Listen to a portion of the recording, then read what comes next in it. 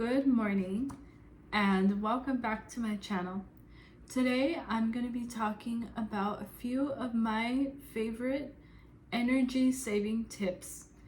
And the reason why energy is so important is because it drives your days. And if you can be smart with how you use it, if you can understand a little bit more about how it works, you can hack your days and create so much more fruit in them. The first tip that I have is the more you produce, the more energy you create. So your energy, it's going, and I say this, take it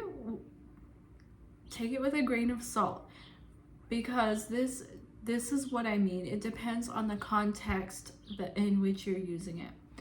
So your energy works like a muscle. It's just like your creativity. It's just like any other endeavor. If you were to go to the gym and you were to work out consistently, your muscles get stronger and they become capable of doing more. The more you practice any skill, the better that it gets. So the same works for energy, the same works for time management, and the same works for discipline. The more that you use it, the more that you gain. Now, when it comes to being smart with your energy, you want to be smart with it. So use your energy intentionally. However, understand that the more that you produce and the more you put yourself to work and doing things, the more energy this generates. It's like it wakes up more fuel in you. Whenever we consume, whenever we eat food, we need to put that energy to use. However, if it's sitting still for a long time, it's almost like a drink that has been sitting there for a while, a coffee, and it starts to settle to the bottom. You start to feel lethargic, and that energy needs to be shaken up. It needs to be awakened. And so the more that you get used to using that energy, it's like the more that you have. So try to find that good balance. And if you have work to do, work is such a privilege. It's not something to complain about. Work is rewarding, because at the end of every task that we do, at the end of every effort that we contribute, there is fruit and there is a reward. So if you feel like you have a lot in your plate, or you feel like things are starting to pile up, and if there are some things that are just unavoidable, this is for you. Just use it to make you stronger and use it to make you better. This leads me to the second tip, which I personally like to call my energy rule. And this is in regards to being intentional about your energy. So I had mentioned this in one of my videos. If something comes up that needs to be done, let's say you walk into the kitchen and you notice the dishes are piling up, you see the laundry needs to be done, you need to make a call.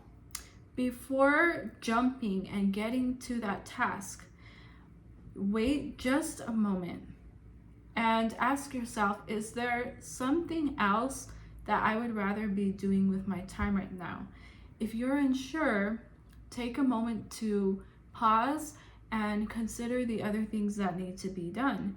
There is so much power in waiting, in grounding yourself before jumping to tasks, instead of allowing tasks that come up or notifications that come up to pull you in so many different directions, but to instead have a moment to pause, to wait.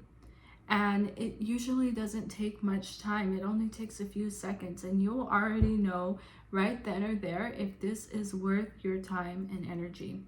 If there's something else that you would rather be doing, even if that something else means I need to take a moment to rest, even for 5 minutes, take the time to do that. This is going to make great shifts in the energy that you're feeling throughout the day. So you never have to worry about being overloaded, because at the end of the day, even if you still didn't get everything that you wanted to get done, you got the things that were the most important done. And that leads to number 3, time blocking. If you can take the time to be intentional about how you are using your time. And this means making things wait, making notifications wait, and doing your best. It's not always possible, but do your best to give undivided focus into whatever it is that you are pursuing, because the less distracted your energy is, the less it gets leaked away, and you get to put more power into it. It gets done quicker, and the quality goes up as a result. Find ways to make the space and make time for things. You can make the space and time for notifications. You can make the space and time to do a specific chore. You don't need to get lost into going all over the place just trying to get everything done. This is why it's okay to leave things unfinished and to leave things imperfect, because you're being intentional about your time. You're being intentional about your energy and your focus. And when the time comes to do it, then you can give your all, because you know that this time block is protected. There are no notifications. There are no additional tasks that can really pull me away. So to sum that up, if you have the energy to do something, do it. If you have the willingness or you just want to, do it because it feels good. Because work is a gift and fruit is always produced out of work. Using our energy and giving conscious effort into our task, it generates more energy within us. It makes us happier and it makes us fulfilled. However, it's good to be intentional about where our time is going. It's good to know what you're going to do with that. Make time blocks. Create a list if you don't want to forget things.